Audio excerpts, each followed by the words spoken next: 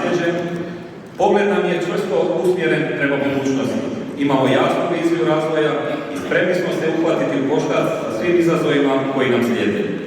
Uspješno realizirali niz strateških i infrastrukturnih projekata, ali nismo tu stali. Pokrenuli smo niz novih hvale vrijednih inicijativa koje će tek pokazati svoju punu vrijednost.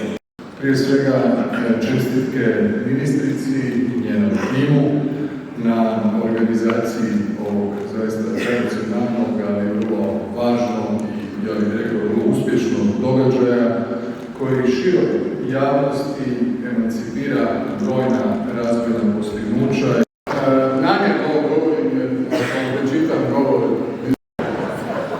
ali to nije dobro.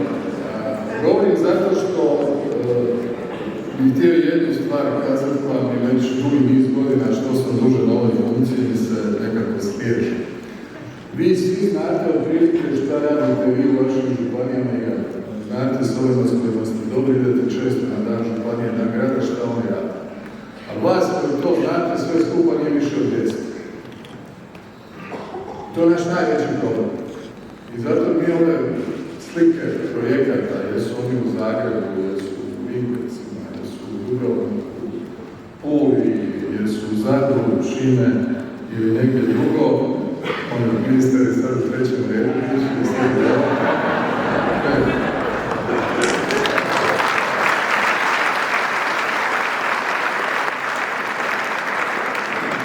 potrošili smo sve do sada što nam je bilo na raspolaganju. Drugo pitanje su svi zadovoljni našim smo potrošili, ali smo uspjeli što opet da nismo. Oni koji misle da je bila katastrofa prije godinu i pol dana ne bi stali o tome govoriti, ali uspjevamo.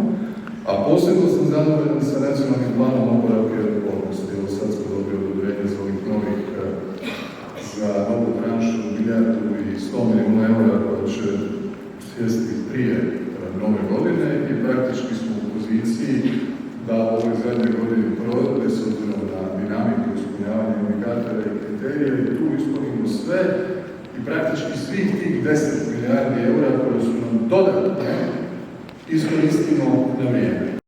I normalno je da ćemo se morati boriti za kroz pregovore da ta sredstva koja će Hrvatska, koja je još uvijek neto primateljici sredstava iz europskog proračuna u razdoblju do 34. biti naravno što veće.